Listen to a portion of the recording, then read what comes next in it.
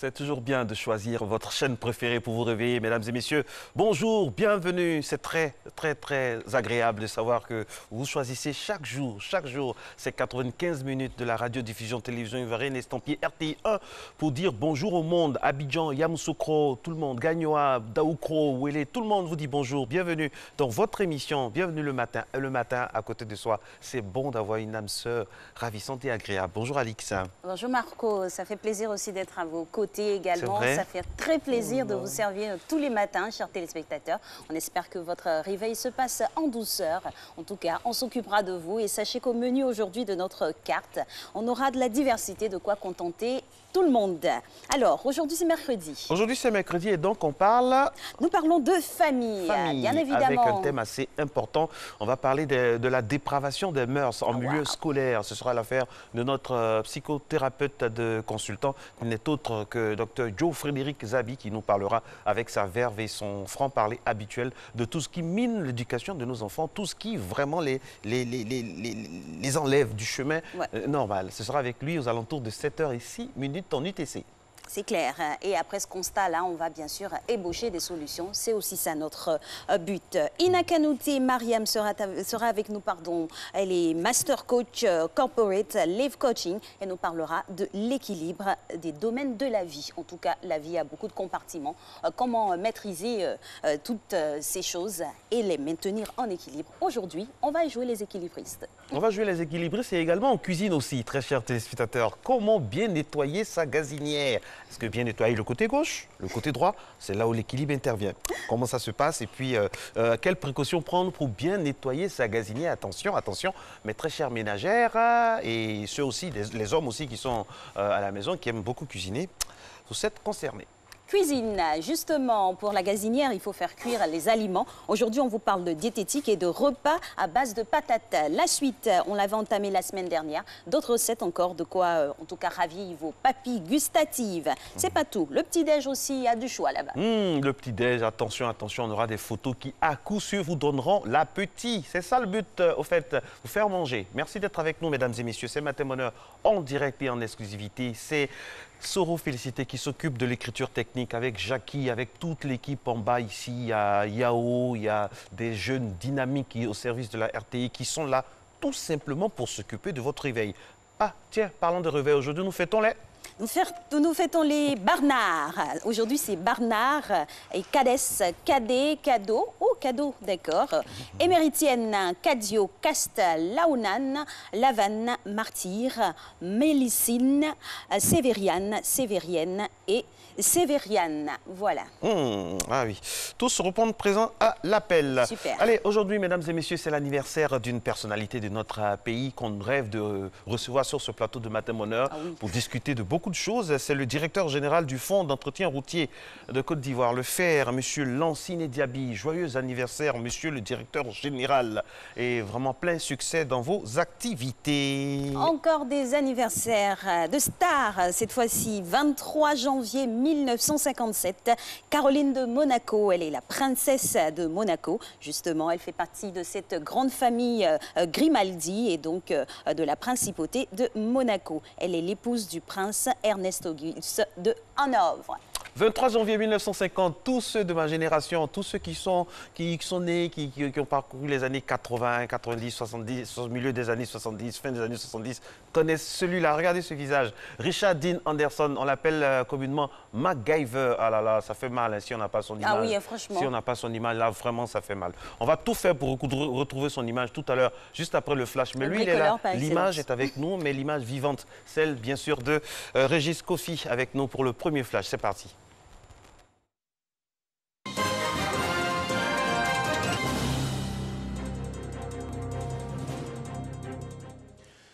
Bonjour Alix et Marco, madame, monsieur, bonjour. Merci de nous rejoindre dans ce premier point de l'actualité. Le secrétaire permanent du G5 Sahel a échangé avec le chef de l'État ivoirien, le président Alassane Ouattara et Mama Sambo Sidibé ont parlé de la coopération entre la Côte d'Ivoire et cette organisation sous-régionale. Une coopération que les deux parties entendent accentuer au niveau sécuritaire et économique. Mama Traoré, Abiba Dambéli. Le G5 Sahel est une organisation créée en 2014 par le Burkina Faso, le Mali, la Mauritanie, le Niger et le Tchad. Sa mission, combattre l'insécurité et la pauvreté dans une zone couvrant une superficie de 5 millions de kilomètres carrés avec 80 millions d'habitants. Même si la Côte d'Ivoire ne fait pas partie du G5 Sahel, elle figure au nombre de ses partenaires stratégiques, notamment en ce qui concerne les questions de développement et de lutte contre le terrorisme. Des sujets largement évoqués lors de la rencontre entre le président de la République, Alassane Ouattara, et le secrétaire permanent du G5 Sahel, de passage à Abidjan. La Côte d'Ivoire est importante pour notre espace aussi, notre espace sahélien. Et Grand Bassam nous rappelle que nous avons une communauté de destin et qu'il faut se consulter. Il faut prendre des conseils auprès des aînés qui ont géré ce genre de situation avant nous. J'ai expliqué, j'ai dit au président Ouattara un peu ce que nous faisons sur le plan sécuritaire, bien sûr, mais aussi sur le fait que sécurité et développement sont intimement liés. Et qu'il faudra faire de la sécurité par le développement. Et comme, si je peux me permettre ce mot, le président Ouattara est un spécialiste en la matière, j'ai pris ses conseils pour le bien des pays du G5 Sahel, du Sahel, mais de la région d'une façon générale. Le G5 Sahel pilote également une quarantaine de projets de développement à réaliser dans l'espace sahélien, dont le coût est estimé à 2,4 milliards d'euros. Le secrétaire permanent de cette organisation a ainsi sollicité l'appui du chef de l'État en vue de l'obtention de financement auprès des banques de développement. Maître Paulina Massida, conseillère principale du bureau du Conseil public pour les victimes à la Cour pénale internationale, sera face à la presse aujourd'hui. Elle a été reçue hier par Maria Toukone, la ministre de la Solidarité, de la Cohésion sociale et de la lutte contre la pauvreté. Les échanges ont porté sur le processus d'indemnisation des victimes de la crise post-électorale. Les impôts ont fermé un entrepôt contenant des marchandises frauduleuses à la zone industrielle de Yopougon. Une société installée sur 8000 mètres carrés, déclarée comme une petite entreprise au lieu d'être inscrite sous le régime des grandes entreprises. Lanciné Bakayoko.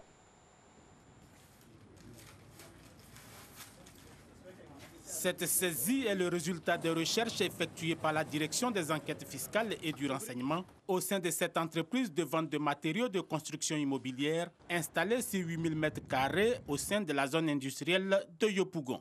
Les opérations de perquisition au niveau de la comptabilité ont permis de découvrir de graves anomalies.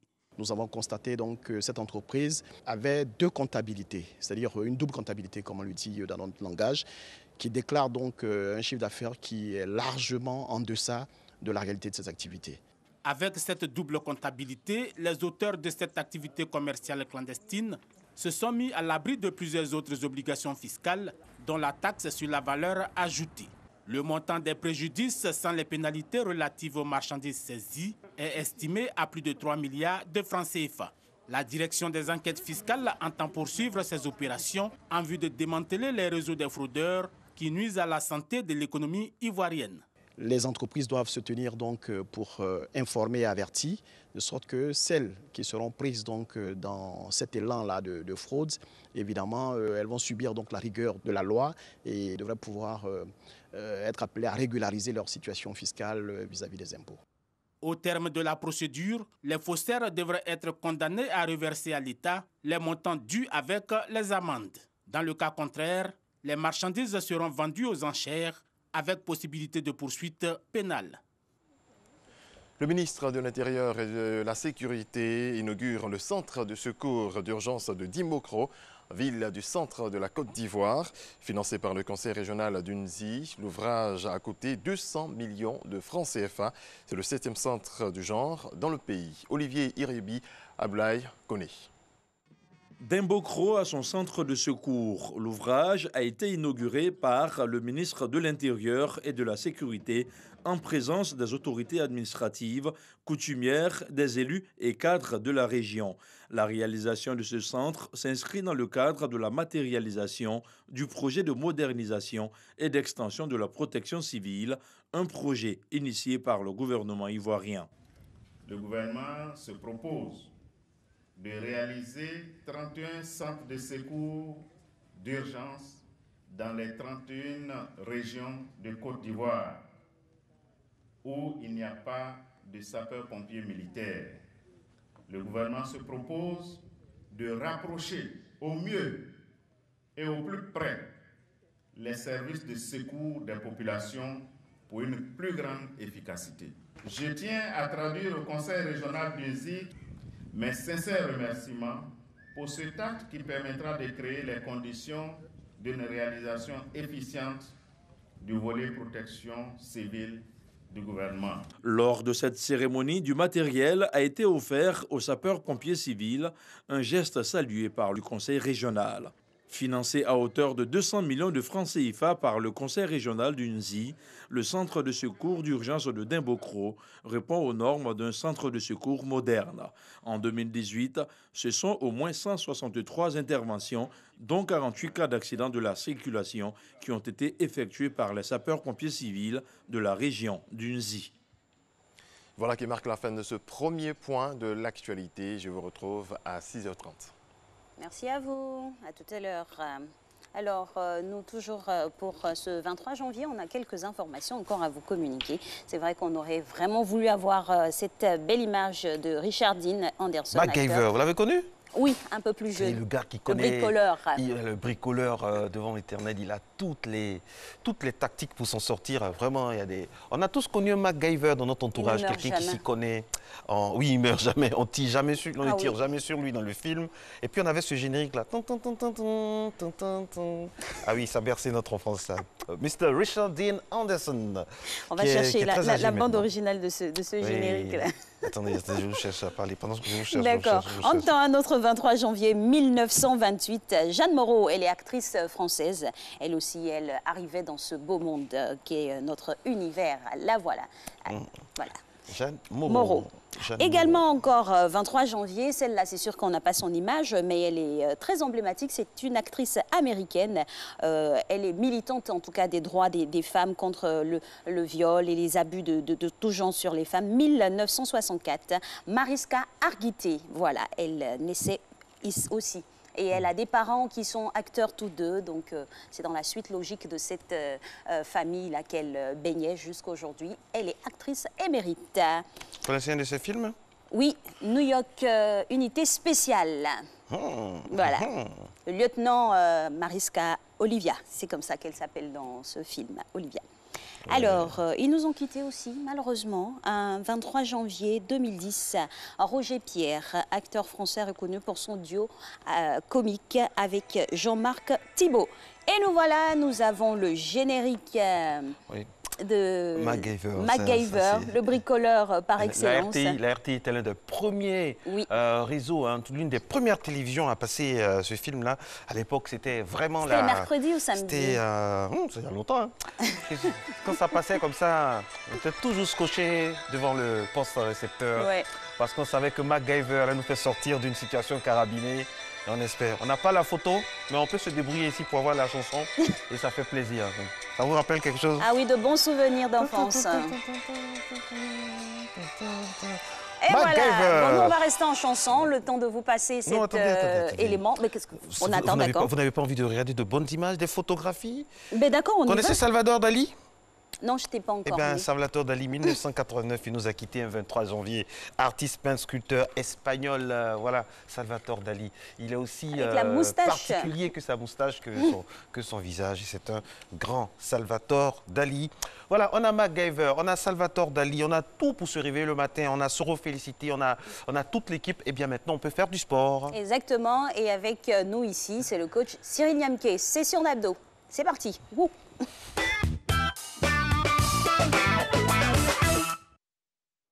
J'ai toujours aimé les exercices au poids du corps parce qu'on peut les faire partout. On peut les faire où on veut et sans charge, sans accessoires. Des trucs très simples à faire. Bonjour chers téléspectateurs. Bonjour Marco, bonjour Alix. Aujourd'hui, on va faire une session abdos. Donc, 6 exercices à faire au poids du corps sur le tapis. On va commencer par le gainage avec un exercice assez particulier. Suivez-moi. On va se mettre sur le tapis en position de pont. Jambes tendues. Ramenez le pied comme si on voulait se redresser. Ramenez le pied sur le tapis ou bien sûr le pied vers la poitrine et alternez le mouvement. D'accord? 5, 4, 3, 2, 1, position de pompe. 1, 2, 3, 4. Le plus loin possible. 6, 7, 8, 9, 10. Parfait.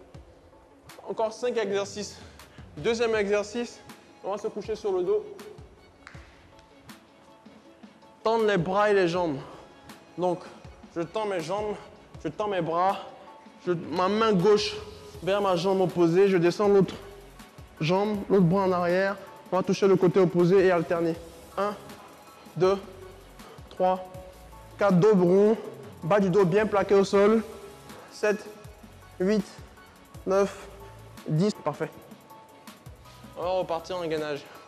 Poser les coudes au sol. Donc, je pose mes coudes au sol. À la différence du gainage normal qui est comme ça, je vais poser mes genoux au sol, arrondir le dos pour maintenir ma position. 1 ou 2, sentir une tension dans le ventre. 3, 4, 5, 6, 7, 8, 9, 10. Ok. C'est le troisième exercice. Il va en rester encore 3. On se couche sur le dos. On va poser les mains au sol. Coller les pieds, coller les genoux. Décoller les deux jambes jusqu'à la poitrine et redescendre.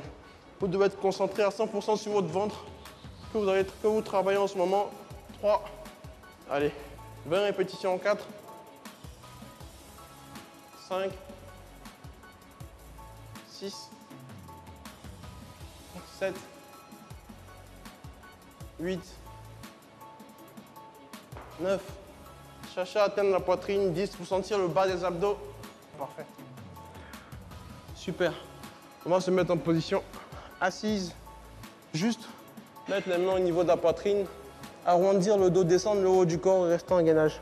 On va pour 30 secondes. Allez, go. 1, 2, 3, 4, 5, 6, 7, 8, 9, 10. Encore 20, 11, 12, 13, 14, 15, 16. N'oubliez pas d'arrondir le dos. 18, 19, 20. 10 secondes. 1, 2, 3, 4, 5, 6, 7, 8, 9. Ok, parfait. Très bien, dernier exercice. Allez, courage. Dernier exercice. On va juste se mettre en position de pompe. Arrondir le dos au maximum. Descendre les fesses et rester en gainage. Vous devez sentir toute la contraction dans toute la partie abdominale. Et un peu dans les épaules. Allez, go. 1, 2, 3, 4, 5, 6, 7, 8, 9, 10. Parfait. Ouf, fin de la séance. Rien de tel que ce genre d'exercice pour avoir des abdos en béton. Je vous encourage à vous entraîner chaque jour. Je vous encourage à manger sainement chaque jour, à faire des efforts pour éviter tout ce qui est fast-food et mauvaise alimentation. Prendre soin de vous et rester actif. Bonne journée. Je passe l'antenne. On se revoit très bientôt. Et au revoir. Prenez soin de vous. Ok, on va prendre soin de nous, coach. On va bien prendre soin de nous, hein, on vous promet. Hein. Merci de nous passer l'antenne. On est très heureux. Il est 6h14, mesdames et messieurs. C'est Matin Bonheur. Je suis Alix Kokola en compagnie de... Marcelin Govoy S. Ça va bien? Ça va. Allez, hier, par exemple, le Nouvel An chinois, vous le savez, c'est le 7 février prochain. Mais déjà, il y a des festivités. La Chine est un pays très organisé. Dans de nombreux pays, il y a le Nouvel An chinois, tout ça. Hier, il y avait une magnifique fête du côté du Palais de la Culture pour annoncer ce Nouvel An chinois. C'était lundi, mardi. Vous avez raté, hein, mais je vous ai représenté dignement là-bas. Ah oui, j'ai vu quelques images. En tout cas, ça avait l'air d'être très, très, très intéressant. Belle culture à partager, ouais. Ouais. Les danseuses chinoises, elles font comme ça. Elles ont les mêmes yeux qu'Alix. Je pourrais les imiter, voilà, justement. Les mêmes yeux qu'Alix. Hein. Alix, on a quelques accointances. Alix a des arrière-parents vietnamiens.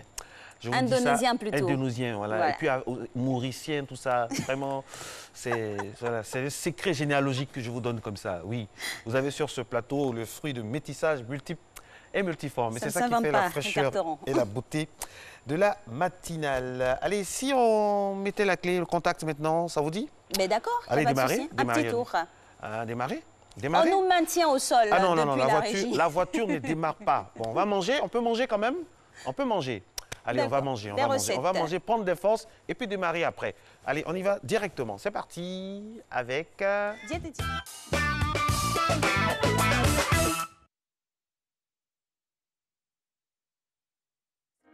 Il faut en profiter au maximum. La patate douce, ses vertus et quelques recettes pour notre santé. On y va pour la purée de patates douces. Mais oui, c'est possible et elle est même délicieuse. La purée de patates douces se fait en 15 minutes. Nous avons besoin de 800 g de patates douces, 200 centilitres de crème fraîche, l'huile d'olive, sel, poivre, zeste d'orange ou de citron pour parfumer. Dans une casserole, faites cuire les patates douces déjà épluchées et coupées en morceaux durant 10 minutes. Passez les patates cuites au mixeur ou utilisez un presse-légumes avec la crème et l'huile d'olive à volonté. Salez, poivrez et parfumez de zeste d'agrumes à volonté. Bon appétit! Les chips de patates. Idéal pour vos goûters ou amuse-bouche, ils sont faciles et rapides à faire. Il vous faut juste des patates, du sel et de l'huile. Épluchez et coupez les patates douces en rondelles très minces. Les rincer et les égoutter, très important. Faire chauffer de l'huile de friture et y mettre les rondelles de patates douces. Les retirer à l'aide d'un écumoire lorsqu'elles remontent à la surface. Les égoutter sur du papier absorbant. Saler et servir aussitôt. Bonne dégustation.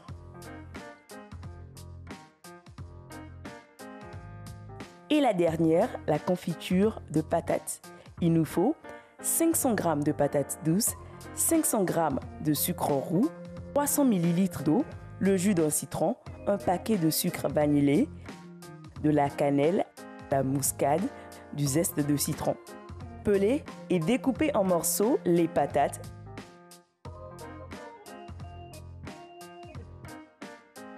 Les laver en ajoutant du jus de citron pour éviter qu'elles noircissent. Dans une casserole, mettre l'eau sur le feu avec tous les ingrédients. Sucre, cannelle, zeste de citron, sucre vanillé, muscade râpée. Quand l'eau commence à bouillir, ajoutez les patates.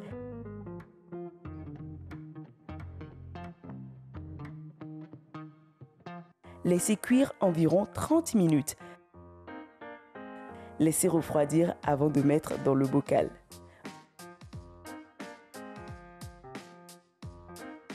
Ensuite, on l'assaisonne à notre convenance. Profitez des patates. Ah oui, un très original. La patate en confiture, vraiment, il fallait le faire. Hein, avec sûrement un carré de pain bien gratiné. Là. Du pain complet. Du pain complet, très conseillé pour le matin. Pardon? J'entends le pain bio. J'entends en régie pépé soupe est mieux. Je ne sais pas qui dit ça, mais... Pépé soupe. Pépé soupe avec les tripes. Avec les tripes. Avec un attiqué ministre, comme on dit. Attiqué ministre? Oui. Imbibé d'huile rouge de Côte d'Ivoire. Ok, bon, c'est bon. Assez, on en a assez. On va directement au petit-déj. Un bon appétit si vous êtes à table. On va au petit-déj sans jingle. Regardez des images que les téléspectateurs nous envoient. Donc, Dieu merci, on a la photo. Ça, c'est un garba. Attendez, laissez-moi commenter. Mesdames et messieurs, nous sommes en direct du stade de la nourriture, du stade de la haute fréquence de la nourriture. Et ça se passe sur le côté droit, nous avons de l'oignon et de la tomate. Sur le côté gauche, en ailier gauche, on a du poisson thon réputé qui fait du bien. Et puis gardien de but, l'attiqué, attaquant de pointe, 2 œufs sur le côté droit. Voilà, ça s'appelle le garba, une variante de garba. Bonne recette pour un match matinal avec dans l'appareil digestif. C'est bon ça. On en a un autre encore. On maintient notre semoule de manioc préférée, l'attiqué national. Ça, c'est de la boudjama. Avec une salade de légumes accompagnée de poissons frits, de préférence du soso, je pense. Ça, c'est l'attiqué poisson classique. Classique, oui. On dit attiqué femme. Ça, c'est la version cocody. Ce que vous avez vu, ça, c'est la version Nyangon à sud. Nyangon sud. À gauche. Nyangon à gauche. Parce que à droite, c'est un peu plus glamour. Alors, autre image. Il vous attend à Yopougon, ne vous inquiétez pas. Non, moi, je préfère. Nyangon à droite, c'est plus glamour. Nyangon sud, c'est plus chaud. Ah, dernière image, ça c'est Bégerville. Imposition de ce matin pour le petit déjeuner. Garba, attiqué poisson. Aujourd'hui, mercredi 23. Commencez dans les cuisines. Avec le piment, regardez comment... Et vous savez, dans le garba, mesdames et messieurs, il y a quelque chose d'artistique. Regardez la disposition. L'assemblage des couleurs même. Avec un jeté de cubes comme ça, hein, au hasard, avec la main droite, sur la ticket, sur le lit de la ticket. Jeté de cubes sur le lit de la ticket. Et puis le côté droit, c'est sans oignon. Pour ceux qui aiment les sensations fortes, directement piment, tomate. Non. On a un peu d'ail à côté. Hein. Okay. Il y a de l'ail pour relever ça. C'est un super antibiotique. Ça m'inspire un poème. Pour démarrer. Mon garba aimé, mon garba à moi. Toi qui me berça toute mon enfance et qui me permet d'aller à l'école en passant par la route. Ah, la route, point route, c'est parti. On y va, mesdames et messieurs. Repués sur la route, nous voilà encore ce matin. On y va pour la première fois. C'est le pont de Gaulle avec ce magnifique ciel en haut. Et voilà, les véhicules avec le balai également, pardon, ce matin. C'est le garba qui fait ça, non, vous comprenez? Ah oui, on a la bouche pleine et on ne parle pas la bouche pleine. Allez, deuxième voix, mesdames et messieurs. On a 2 voix seulement pour ce matin à 6h passées de 21 minutes du côté de Séguélon. Nous regardez, on a donc cette image du boulevard Lagunaire qui nous montre que Abidjan est encore dans le matin avec les anti-brouillards de mise sur ces véhicules qui squattent l'asphalte partout dans la contrée abidjanaise. Belle vue en tout cas. Belle vue. Un paysage très agréable pour ce matin. Alors, aujourd'hui encore, nous avons de quoi vous instruire sur le nettoyage à la maison. On parlait la semaine dernière des torchons, la fréquence de nettoyage ou comment les changer, quand les changer. On s'attarde sur la gazinière, celle qui nous donne de la nourriture, qui fait cuire nos aliments et qui nous permet en tout cas de passer de bons moments à la maison. Comment la nettoyer, maintenir ce cadre sain, en tout cas cet électroménager sain. Voilà comment il faut faire. Cas pratique.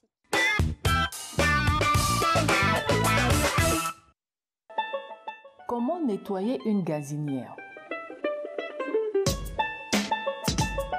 Comme tout accessoire présent dans une cuisine, il est nécessaire d'entretenir une cuisinière à gaz. Certaines taches de graisse et de brûlure peuvent s'accumuler sur votre gazinière. Bien nettoyer une gazinière nécessite avant tout de bien s'équiper en produits ménagers et d'accessoires. Voici quelques petites techniques simples de nettoyage d'une cuisinière à gaz. Vous aurez besoin de vinaigre blanc, d'un chiffon, du liquide vaisselle, du bicarbonate de soude et d'une éponge abrasive.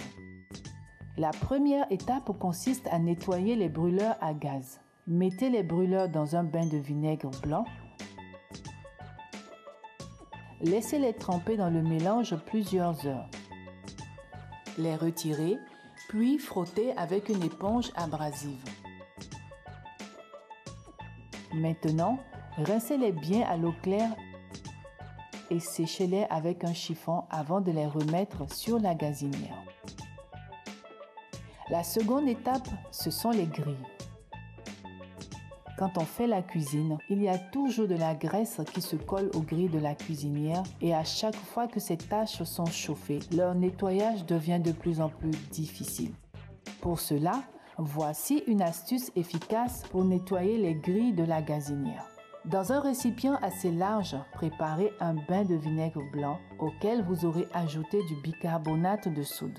Laissez tremper plusieurs heures. Terminez le nettoyage avec une éponge abrasive.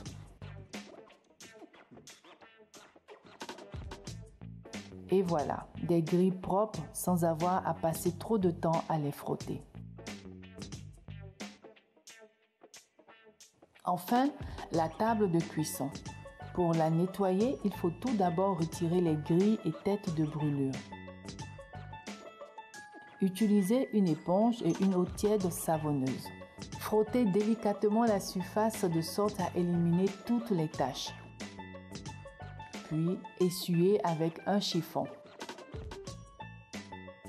Vous pouvez nettoyer les bords de la gazinière elle-même avec de l'eau tiède et une éponge savonnée. Après le lavage, essuyez avec un chiffon.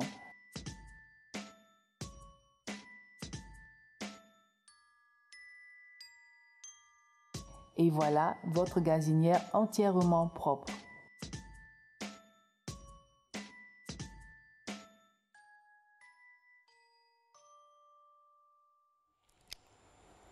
Eh oui, mesdames et messieurs, 6h25, elle m'a eu la réalisatrice, temps de savourer mon bon chocolat. Elle m'a dit à l'oreille, 5 secondes. On souffre, hein, c'est pas facile. Mais c'est pour vous, c'est bon enfant. Merci d'être avec nous. Des cacahuètes. Avec nous ce matin, c'est bon d'avoir du chocolat sur le plateau, mais parfois ça nous joue des tours.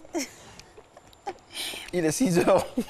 Oui, c'est clair. Il est 6h26. Dans oui. quelques instants, Régis reviendra pour le Flash Afrique. On aura également aujourd'hui à recevoir avec beaucoup de plaisir notre coach Mariam Ina qui nous parlera éventuellement de l'équilibre des domaines de la vie. Aussi, le coach Joe Frédéric Zabi nous parlera aujourd'hui des dépravations des mœurs en milieu scolaire. On fera le postulat. On ébauchera aussi des solutions, indications pour les différentes familles, pour l'orientation des enfants. Il ne faudrait pas qu'ils s'égarent. L'école, c'est fait pour les éduquer, les instruire. 6h26, mesdames et messieurs, dans quelques secondes, on aura la deuxième partition de notre très cher Régis Kofi qui nous parlera donc bien sûr des différentes informations qui rythment l'actualité. On a une pensée ce matin pour ce joueur nantais, nouveau Salah. joueur de Cardiff City en Angleterre. Donc, Salah, comment il s'appelle? C'est Salah. Je ne maîtrise pas son prénom, mais... J'ai oublié ça, j'ai un trou. Mais ce qui est sûr, il a marqué 12 buts pour le FC Nantes. Le nom va nous Emiliano Sala, voilà. Donc vraiment, ça fait mal, ça fait très très mal. Pour le moment, officiellement, on n'a pas encore la mauvaise nouvelle, mais les recherches ont été interrompues, ont été suspendues. Pour la nuit. Vraiment, on souhaite vraiment nos très sincères condoléances à toute la famille biologique du joueur et la famille nantaise en général pour ce moment difficile de traverser. Je rappelle que le match de championnat du FC Nantes a été reporté à une date ultérieure. On espère que vraiment, le miracle peut toujours se produire. Il est 6h27, mesdames et messieurs. Vous êtes au mi-terme de Matin Bonheur. Très heureux d'être en votre compagnie en ce 3e jour de la semaine sur RTI1. Coach Ina Mariam est avec nous. Elle est en train de s'apprêter, toujours avec sa bonhomie, sa candeur et sa grâce. En bleu, viendra nous parler, bien sûr, de choses intéressantes sur votre chaîne. Merci. Pendant qu'il est 6h27 à Bamako. À tout à l'heure.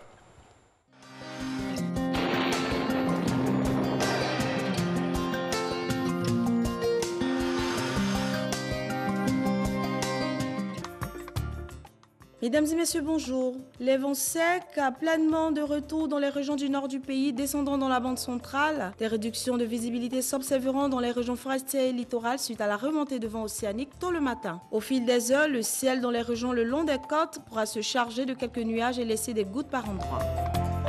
Côté température, on notera au cours de cette matinée 26 degrés à Abidjan, 25 à Adiaké, 21 degrés à Bondoukou, 23 degrés à Boaké, Daloa et Dimbokro, 24 degrés à Gagnoa, 20 degrés à Korogo, 19 degrés comme température minimale dans les villes de Mans et d'Odiéné, 25 degrés à San Pedro et à Sassandra, 24 degrés à Tabou et 23 degrés dans le district de Yamoussoukro. L'après-midi sera fortement ensoleillé dans le nord et la bande centrale du pays. Les vents secs d'Harmattan continueront de sévir dans la moitié nord du pays. Quelques vents humides présents dans les régions du sud favoriseront des formations nuageuses et de ces nuages, quelques averses pourront subvenir par endroits dans les régions du sud.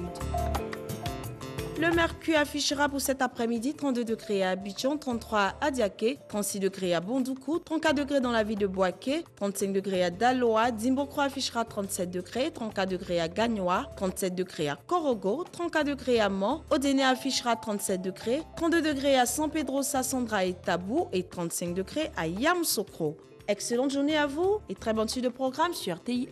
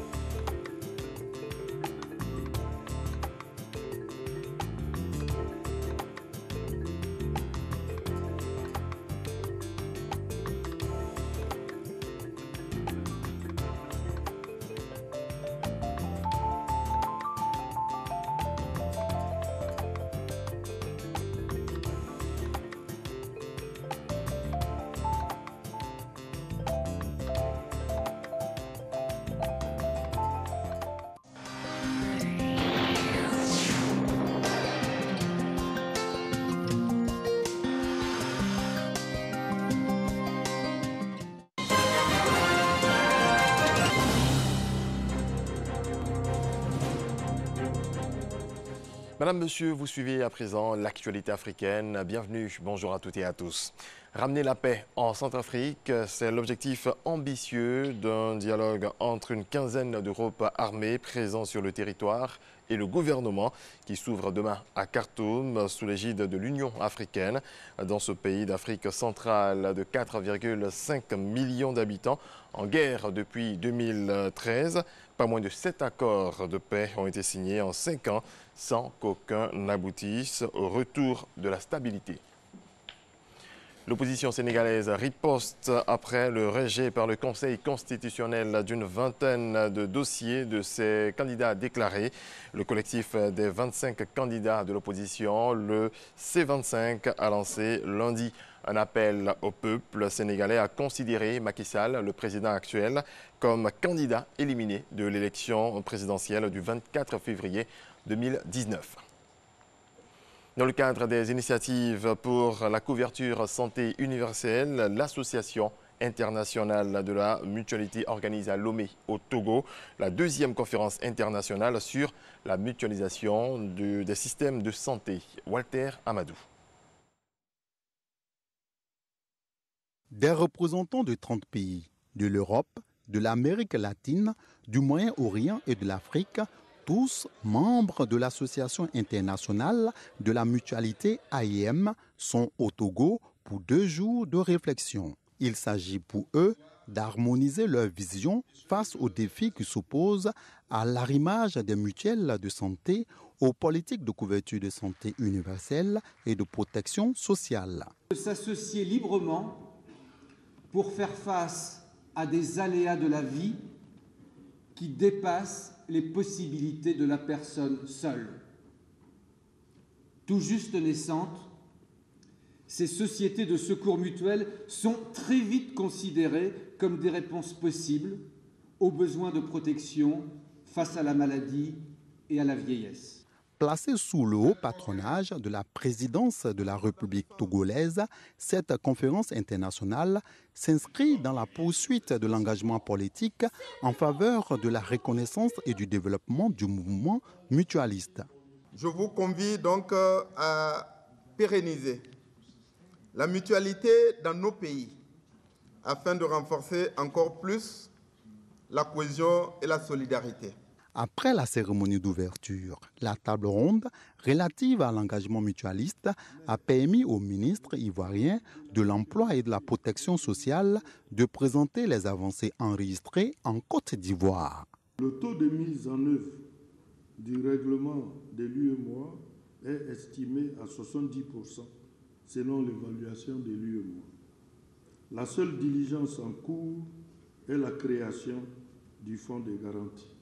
En vue de la mise en œuvre de la CMU, un atelier national sur l'articulation des mutuelles sociales avec les stratégies de mise en œuvre de la couverture maladie universelle en Côte d'Ivoire a été organisé du 25 au 27 mai 2016 à Abidjan avec toutes les parties prenantes. À l'issue des travaux, un document de consensus va constituer une feuille de route pour les mutualistes et le gouvernement favorables au succès des politiques de couverture de santé universelle et de protection sociale. La Chine a annulé une dette du Cameroun s'élevant à 78 millions de dollars, environ 41,5 milliards de francs CFA, dans le cadre d'une série de mesures visant à atténuer les difficultés économiques de ce pays d'Afrique centrale. C'est la fin de ce rendez-vous actualité. Merci à toutes et à tous de l'avoir suivi. Je vous retrouve à 7 h pour un nouveau développement de l'actualité. Effectivement. À tout de suite, Régis. Merci, Régis. Merci à vous. Alors, il faut savoir que pour vivre sa vie de manière épanouie, il faut bien sûr définir les domaines de cette vie-là, en tout cas ceux qui sont importants, et en établir l'équilibre. Comment cela se passe? Bien sûr, avec notre coach Ina Mariam, ou Mariamina, nous aurons les ébauches de solutions. Bonjour à vous. Bonjour. Bienvenue. Merci Alex. Bienvenue coach Mariamina. Alors, dites-nous l'équilibre des domaines de la vie. C'est quoi le postulat? Le postulat est que nous avons plusieurs domaines de vie. D'accord. Et souvent, sans se rendre compte, nous mettons l'accent sur le domaine professionnel et parfois financier. c'est les deux domaines les plus visibles en résultat. Et donc, en faisant un focus sur ces domaines, nous avons tendance à oublier les autres domaines de vie. Alors qu'à long terme, pour pouvoir construire une vie vraiment épanouie, il faut équilibrer tous ces domaines, parce que c'est l'ensemble de ces domaines qui va pouvoir constituer notre vie en réalité. D'accord, alors d'ores et déjà, on va essayer de lister les différents domaines qui peuvent comporter une vie, qui peut en tout cas faire une vie. Oui, on a le domaine santé-bien-être, on a le domaine mental, c'est-à-dire comment j'apprends, qu'est-ce que j'essaye tous les jours de capitaliser comme connaissance. On a le domaine spirituel, qui est le domaine de la religion, qu'on connaît beaucoup, mais pas nécessairement religion en tant que dogme, mais savoir qu'on a un principe au-dessus de nous et qu'on vit dans un écosystème, une croyance. Quelque chose qui nous échappe, que vous avez attaché. Exactement.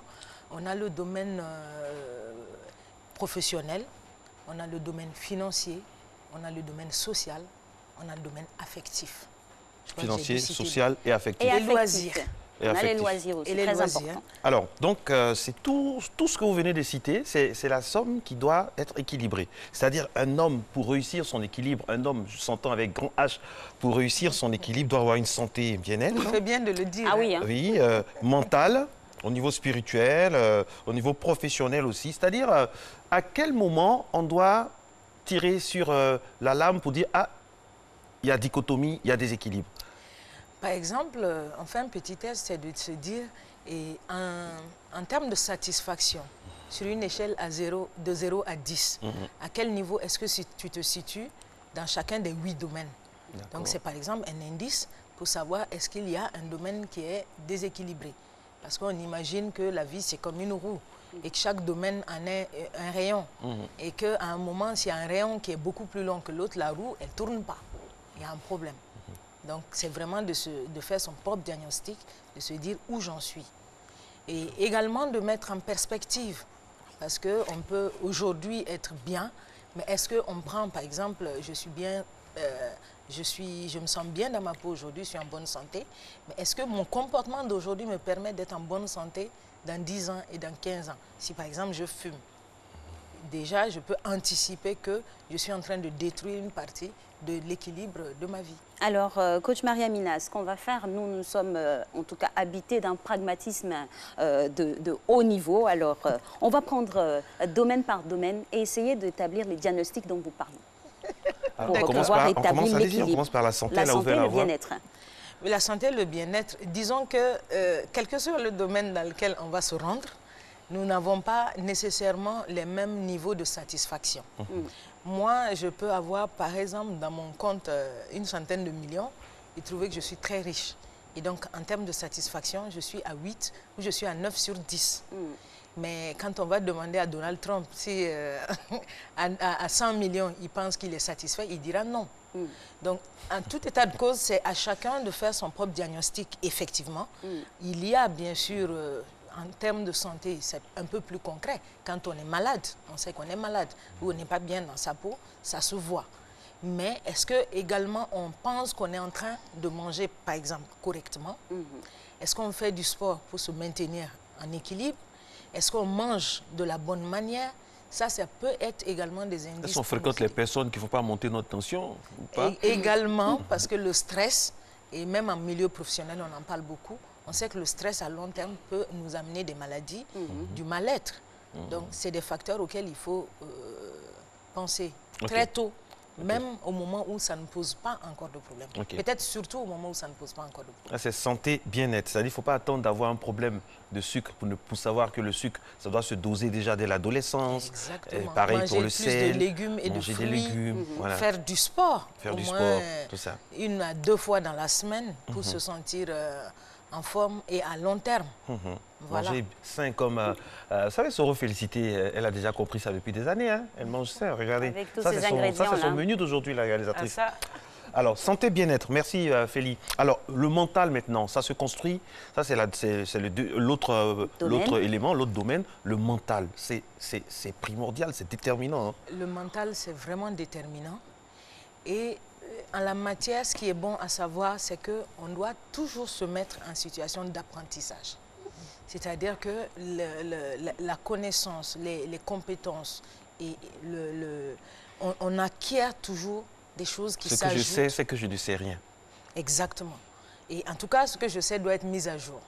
D'ailleurs, je dis souvent aux jeunes, quand je suis en conférence, je dis, mais vous, avec vos téléphones, vous faites tout le temps des mises à jour, n'est-ce pas? Eh bien, vos connaissances aussi doivent être mises à jour. Parce que ce qui est bien aujourd'hui ne l'est pas, enfin, ce qui est satisfaisant aujourd'hui ne l'est pas forcément dans quelques mois.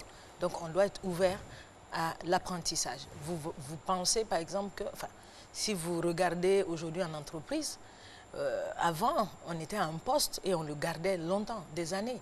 Aujourd'hui, on a un poste, en 2-3 ans, quand on n'est pas à jour, on n'a pas de nouvelles connaissances, on est dépassé. Quand on est dépassé, on vous met à côté.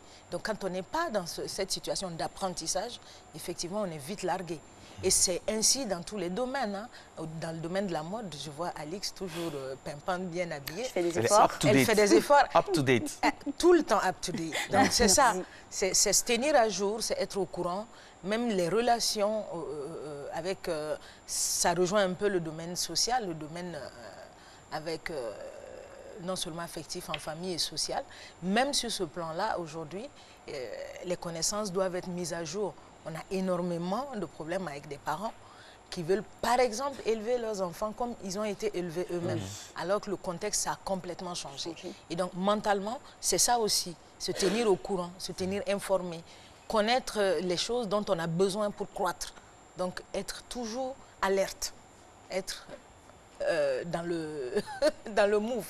C'est ça, être dans le move et suivre le move aussi. Exactement. Et pour le domaine spirituel, on l'a bien précisé, hein, pas en tant que dogme, en tant que tel, ou ce qui est établi depuis des lustres, mais la croyance en laquelle nous nous attachons. Comment l'équilibre s'établit? C'est vraiment à chaque instant, quand on agit dans sa vie, savoir qu'il y a un principe plus grand que nous, et est-ce que ce principe a besoin de respect, et que également on est dans un écosystème où tout le monde participe à ce principe-là. C'est-à-dire que je suis avec d'autres humains, comment je tiens compte d'eux dépend aussi de ma foi en ce grand principe-là. Je suis également avec d'autres éléments de la nature, je suis avec des arbres, je suis avec... Tout ça a besoin d'un certain respect. Mais pour avoir tout cela dans sa vie, c'est de savoir qu'il y a plus grand que nous et qu'il y a quelque chose à respecter, la vie humaine, l'écosystème, la nature, les autres, ainsi de suite. On va dire avoir Dieu dans sa vie. Oui. Et avoir Dieu dans sa vie, pas forcément au niveau religieux, mais au niveau loi de la nature. C'est-à-dire qu'on n'a pas besoin forcément d'aller à la mosquée ou à l'église. Mais si on y va, c'est pas mauvais. Mais on n'a pas besoin forcément d'y aller pour savoir qu'on ne doit pas prendre ce qui ne nous appartient pas. Exactement. Voilà, on n'a pas besoin d'aller dans des lieux de culte pour savoir qu'on ne doit pas faire du mal, on ne doit pas tuer, on ne doit pas faire ceci. Exactement. Ça, c'est là où on parle des bases, des prérequis. Alors, un autre niveau qui est très important, déterminant, c'est notre vie professionnelle. Parce qu'elle impacte directement. Je vois déjà Dr Joe Frédéric Zawi dans ce studio qui acquiesce. Je parle sous son couvert. Donc, le domaine professionnel est primordial. Ça peut nous faire, nous défaire, nous refaire. Exactement. Le domaine professionnel, figurez-vous, dans une journée, on passe... plus de temps. 8 heures en moyenne. Hein. En moyenne au travail. En famille, on va encore passer 8 heures, mais à 8 heures, on dort. Une partie du temps. Et voilà, c'est-à-dire que finalement, c'est en entreprise qu'on passe le plus longtemps, le plus de temps possible dans notre vie. Et donc, l'équilibre qu'on peut établir là-bas, ça passe par énormément de choses. Ça passe d'abord par notre satisfaction en termes de positionnement. Est-ce que je suis à un poste qui me donne satisfaction? Sinon, j'aspire à autre chose. Et comment je fais pour avoir le poste auquel j'aspire, par exemple? Aussi, ma relation avec les autres. Je suis entre collègues. Si je suis bien tous les jours, je suis épanouie, ça va participer de mon bonheur global, de mon équilibre de vie. Je vois sourire Marcelin. Oui. Il ne fait pas de misère, là. Hein, non, du tout, non. Tout se passe très bien. Il a l'air gentil. Nous sommes en équilibre. Il n'y a pas de souci. Nous sommes en équilibre. On n'est pas nuit, on n'est pas nuit. Vraiment. En tout cas, sur ce plateau, avec la régie, il y a des pas de souci. J'ai l'impression. Maintenant, après, bon, ça dépend. Alors, on a encore d'autres domaines à explorer, notamment celui du domaine financier. Comme pour faire une digression, une corrélation avec le thème famille de la semaine dernière, la gestion des ressources financières. Comment l'on fonctionne avec l'argent ou les ressources en tout cas? On fonctionne avec l'argent en fonction de qui nous sommes, ce que nous attendons de la vie, ce que nous voulons en faire. Et d'une personne à l'autre, on verra que ce n'est pas exactement pareil. Les gens n'ont pas les mêmes besoins. Certains ont besoin de luxe, d'être dans de très grosses maisons, d'avoir des grosses voitures. D'autres ont besoin de moins que ça pour se sentir bien. Donc on ne va pas donner un niveau, mais on va se dire... Est-ce que j'ai ce dont j'ai besoin ou j'ai besoin de plus? Est-ce que j'ai l'essentiel? Est-ce que j'ai l'essentiel? Enfin, l'essentiel, moi j'aime bien dire quand même, il y a l'aspiration. Voilà, à quoi j'aspire exactement, comment je peux me faire plaisir. Si j'ai envie de voyager, que je puisse voyager. Si j'ai envie de bien manger, que je puisse bien manger. Si j'ai une famille que je veux m'en occuper, que je puisse m'en occuper et que, voilà, il n'y ait pas de problème. Et d'autres ont besoin de plus, encore une fois. Certains ont besoin d'avoir des jets privés pour bien se sentir, pour se dire que financièrement, ils sont bien. De sport, on va leur concéder aussi. Mais ça voudra dire que professionnellement, il y a des systèmes à mettre en place afin que ça puisse aller dans ce sens-là. Et c'est ça l'équilibre aussi. Et l'équilibre passe, coach Mariamina, par le volet social. Hein, c'est déterminant. Notre position sociale. Le regard qu'on a, l'envie qu'il ne faut pas avoir par rapport à l'autre, se contenter. Tout à l'heure, je parlais d'essentiel parce que moi, je prends un exemple concret. Moi, je n'aime pas l'opulence, honnêtement. Hein, je préfère avoir le minimum et me complaire dedans parce que l'opulence change les idées, ça change la mentalité. Des fois, ça peut corrompre la mentalité, ça peut vous donner des airs. Parfois, on a une somme peut-être de 10 000 et on parle mal à quelqu'un qui n'a même pas 1000 francs. Ça seulement. Je veux dire, parfois, je préfère... Parce que, comme disait quelqu'un, un simple, ne pas le citer, donne-moi l'essentiel pour ne pas que, si j'ai l'opulence, je puisse me détourner de toi. Oui. Non, je le sais pertinemment. Nous avons des personnes qui sont ainsi. Simplement, ce que nous faisons en tant que coach, c'est challenger la personne et comprendre si c'est vraiment son aspiration. Et j'en ai eu beaucoup.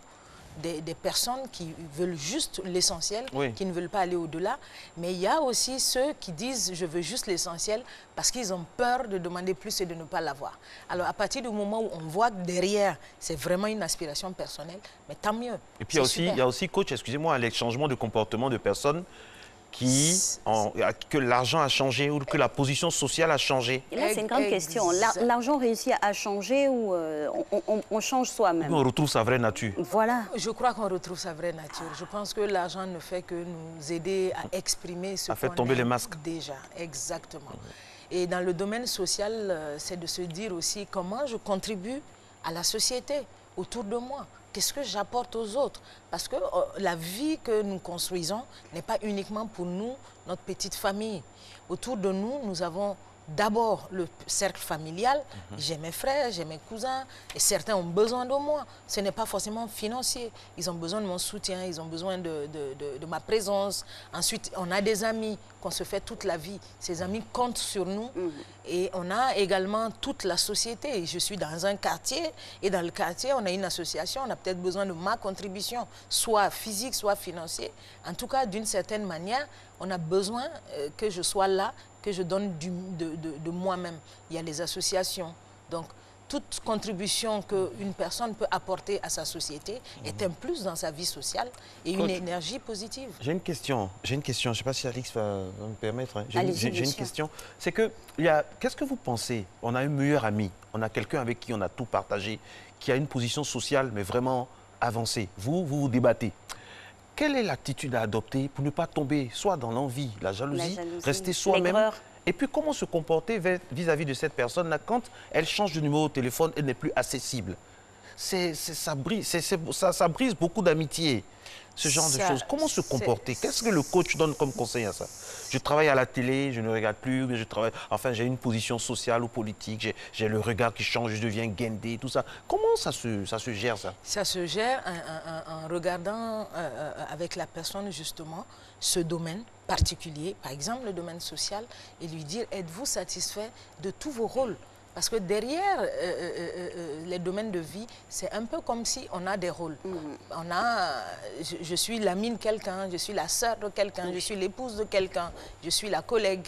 Et donc, la personne se sentira forcément en déséquilibre quelque part et devra trouver des voies et moyens pour rééquilibrer.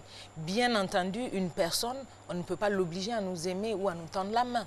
Mais on peut faire les efforts qu'on a envie de faire, qu'on est capable de faire à notre niveau pour rétablir les choses.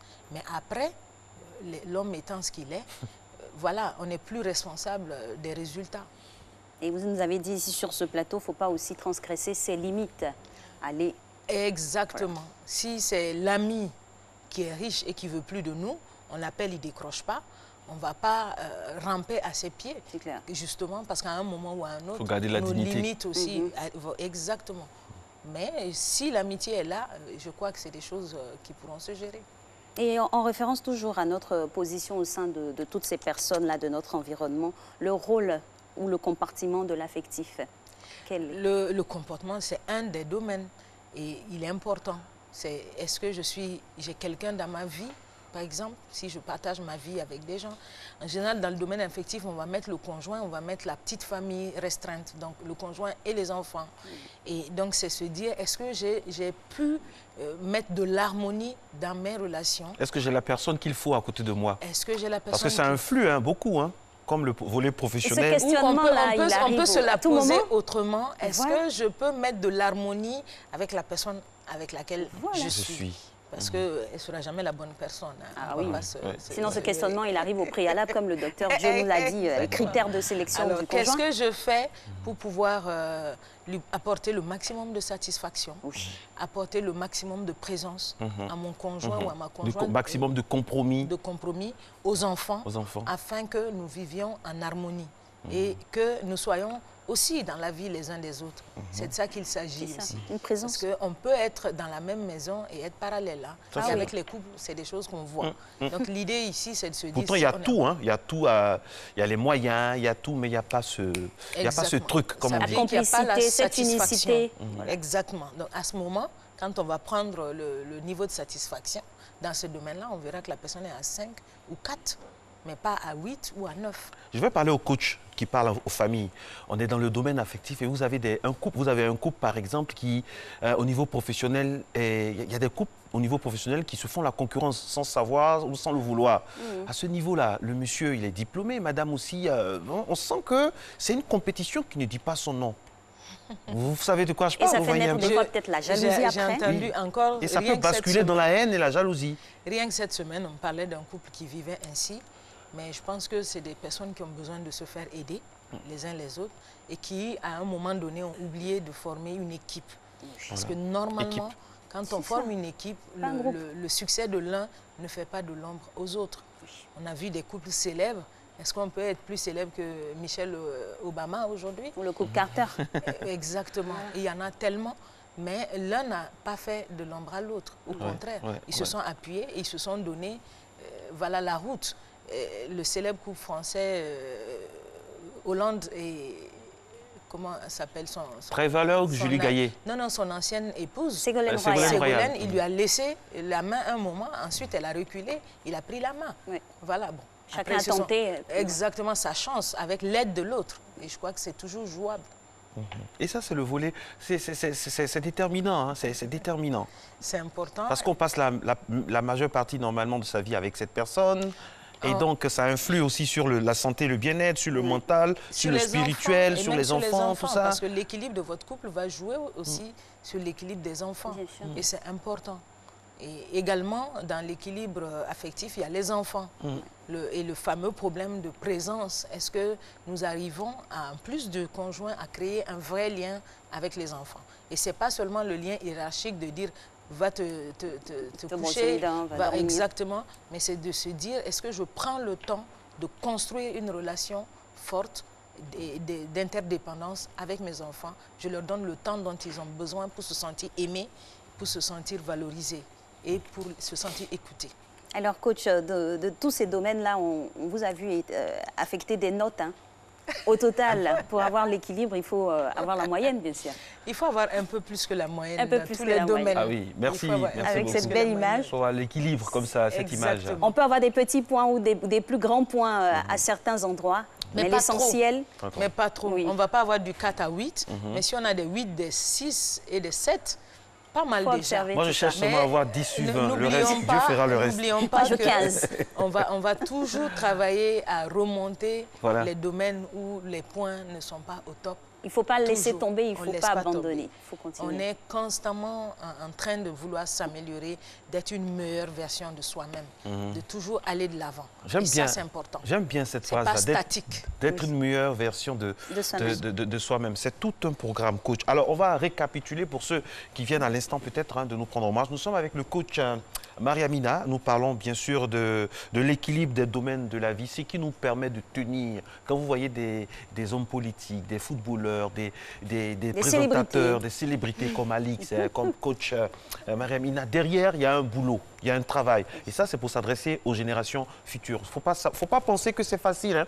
Il y a énormément de boulot derrière. Derrière le visage que vous voyez, il y a 19 ans, 20 ans de télévision à souffrir, à être assistant. Il y a des domaines. Faut pas, oui, non, c'est la vérité, il faut le dire. Parce que notre rôle aussi, c'est de... Ah oui, c'est vrai. Oui, il ne faut pas penser que c'est facile. Que tout est facile, ouais, mais il y a la clé. Il faut être équilibré. Coach, on récapitule. Il y a... Bien-être santé. Il y a donc le domaine de la santé, bien-être, le domaine social, le domaine affectif, le domaine mental, le domaine professionnel, le domaine spirituel et le domaine des loisirs dont on n'a pas parlé. Justement, c'est fait exprès parce que maintenant on va s'amuser. Allez, on parle des loisirs. Les loisirs, c'est de se dire que on est obligé, même quand on est très sérieux, qu'on gagne beaucoup sa vie et tout, pour être équilibré, il faut se lâcher un peu. Il faut décompresser. Mais il y en a qui ne prennent jamais de vacances, jamais de congés. C'est très dangereux. Ce sont ces gens, justement, un beau jour, patatras, ils sont en AVC ou ils sont... Voilà.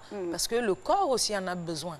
Le mental en a besoin. Il faut couper un peu avec le quotidien. Il faut écouter son corps aussi. Exactement. Donc, on a des hommes d'affaires, on les a vus. Ils disent, j'ai pas de congé depuis 7 ans, depuis 8 ans.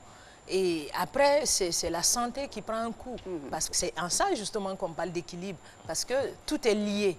Et à un moment donné, tu as de l'argent, tu n'es pas en bonne santé, tu te demandes ce que tu fais avec toute cette... Et la qualité du loisir aussi est déterminante. La qualité.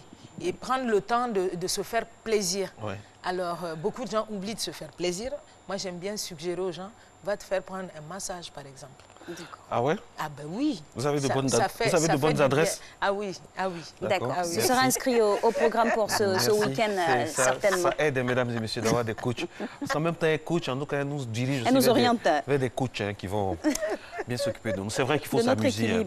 Moi, je connais des gens, vous les voyez le week-end, en train de s'amuser. Le lundi, quand vous les voyez au travail, vous avez l'impression que c'est deux personnes mais vraiment différentes. C'est un clone, quoi. Mais là, le gars va s'amuser, mais il va grimper. Mais le lundi, oui, bonjour monsieur, qu'est-ce que je peux faire pour vous? Mais non, on est ensemble le week-end. Mais ça, c'est des personnes qui sont équilibrées. Ils font la part des choses. Ils font la part des choses, ils arrivent à décompresser. Et ce monsieur, je pense qu'il a plus de chances d'être efficace. Sans stupéfiant. Sans stupéfiant, justement, et d'être efficace le lundi matin. Bon, s'il n'a pas abusé de l'alcool. Non, du tout. On peut avoir, mais coach, il y a la partie où on peut avoir nos vices, parce que l'homme, c'est une part d'ombre et de lumière. Mais si... C'est vrai, parce que... Non, c'est vrai. Ça, c'est une problématique. Alix commence à sourire. Si il y a des gens qui ont leurs vices, mais qui arrivent à retomber sur leurs pieds et à faire bien leur travail, vous êtes sérieux? Le reste, c'est à leur épouse et à leur conjoint de gérer. À condition que ça ne me restons équilibrés, Marco. Sur la santé. Quand on parle d'équilibre, c'est ça. Toute ressemblance avec une personne... C'est un risque ou un vice. Toute ressemblance avec une personne qui prend des risques sur cette cause est à exclure. Non, mais c'est vrai, parce qu'il y a des gens qui ont énormément de vices, mais dans leur domaine, ces personnes-là sont imbattables. Maintenant, le problème, c'est de faire en sorte que ces vices, ça diminue. Et là, c'est en ça que la santé, de s'améliorer, le mental, et spirituel, de ne tout ça pas en ligne jouer de sur compte. sa santé à long terme. Parce que je connais des gens qui ont besoin de vacances. Quelqu'un qui prend un verre de vin pendant son repas. Je connais quelqu'un en régie qui a besoin de vacances. Merci pas beaucoup, que, hein. coach. On va donner, coach, hors micro, hors caméra, on va nous donner le nom des masseurs, là, parce que vraiment, décompresser. On peut partager, hein. Oui. Appelez-nous. Oui. Nos canaux digitaux sont ouverts. Une station, on va demander au directeur général de nous donner un ticket pour une station thermale à la fin de la saison. Vraiment avec des bains, tout ça. Oh là là. Merci d'avance, DG. Merci, on l'est. Il dit ça, je dis rien. Non, vous dites beaucoup, il faut dire, il faut insister. Ah, donc vous êtes avec moi. Ah, bien toujours. Bon, DG, bon, merci d'avance. Merci les 7h, mesdames et messieurs. Matin bonheur, c'est ça, la bonne humeur. Très heureux d'être en votre compagnie. Merci, coach Mariamina. Merci bien. Félicitez Soro, toujours estampille, donc cette réalisation de sa technique. On va basculer maintenant dans une autre dimension avec un autre numéro, entre guillemets, avec quelqu'un de particulier. Dr Joe Frédéric Zabi, qui parlera avec nous, bien sûr, de famille et des dépravations des mœurs en milieu scolaire. Mais avant, le dernier passage de Régis Kofi, c'est pour le Flash Inter.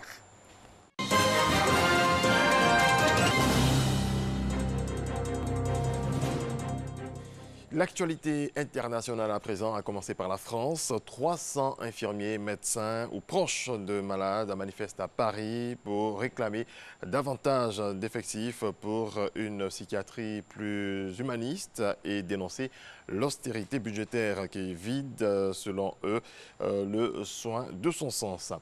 Réaction des manifestants. Nous, on marche autour de 120% d'occupation des lits, ce qui veut dire qu'on a des patients qui dorment sur des matelas qui sont posés par terre, qui n'ont pas accès à des placards, des chambres de 2 lits qui sont transformées en chambres de 3 lits. Plus de soignants autour d'un patient, et ça réduit les passages à l'acte, ça permet d'accompagner le patient dans des moments d'agitation.